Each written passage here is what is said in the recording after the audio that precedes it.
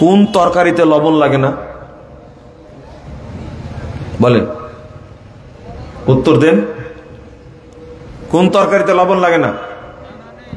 হ্যাঁ, কি বলছে? দুধ। সাতক্ষীরা মানুষ দুধকে তরকারি বলে নাকি? ইজ্জতটা মারলেন। এই যে লাইভ হচ্ছে, দুধ কি তরকারি? কিন্তু তরকারি হিসাবে ভাত দিয়ে যখন খেতে লাগে তখন কি লাগে? হ্যাঁ, হয় লবণ, না হলে কি গুড়, নাহলে চিনি। তাহলে কেমনে হলো? আপনি যখন এমনি খাচ্ছেন তখন ওটা তরকারি না, যখনই ভাত দিয়ে খেতে যাচ্ছেন তখনই কি লবণ বা চিনি বা গুড় দিয়ে খান। বলেন কোন তরকারিতে লবণ লাগে না? তাহলে আপনার ওয়াইফকে জিজ্ঞেস করেন, কারণ আপনার তরকারি রান্না করেন না, তো তরকারি তারাই রান্না করে, তাই না? এর উত্তরটা কেউ দিতে পারবেন না? এটার উত্তর দিতে পারার দরকার ছিল তো, এমনি প্রশ্ন করিনি এটা। এর অর্থ কি জানেন? উল্টাটা। সব তরকারিতে কি লাগে? লবণ লাগে। সব তরকারিতে কি লাগে? লবণ লাগে। একজন আমাকে বলছে নোনা ইলিশে লাগে না। থামেন থামেন, আমি বলেছি নোনা ইলিশ খাইছেন কোনোদিন? বলছে না, খাইনি, শুনেছি। আর এক ব্যাককলি কথা বললো, না খেয়ে বলছে। আমি বলেছি নোনা ইলিশ জীবনে খাননি আপনি, তাই বললেন। তো সব তরকারি কি লাগে? লবণ লাগে। ঠিক আমি বোঝানোর জন্য বলছি, মানহাজ এমন একটা জিনিস, শরীয়তের প্রত্যেকটি ক্ষেত্রে কি লাগবে?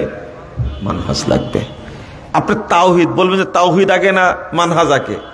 আরে তাওহীদ আর মানহাজ কত তফাৎ! মানহাজ এত বড়, এত ব্যাপক, মানহাজ এত দামি, শরীয়তের সবকিছুকেও ঘিরে রাখছে।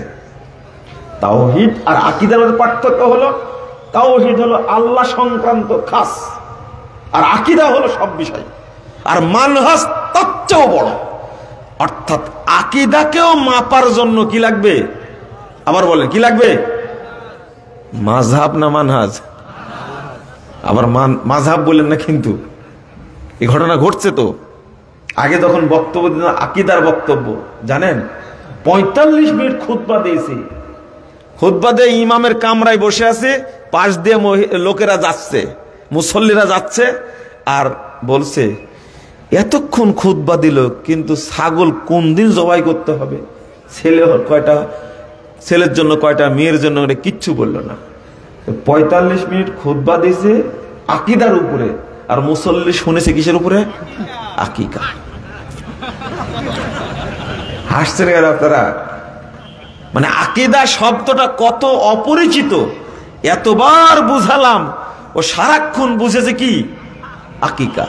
ও চিন্তা করেছে কোন দিন বকরি জবাই করার কথা বলে, মাথায় এটা আছে।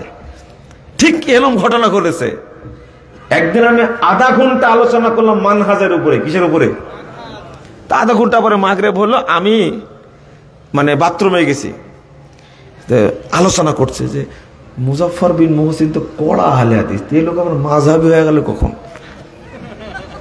মাযহাবের যে এত গুরুত্ব তো জীবনে কোনোদিন শুনিনি। আমি আধা ঘন্টা আলোচনা করছি মানহাজের উপরে, আর শুনছে তারা কি? মাযহাব। মানহাজ শব্দটাই পরিচিত না।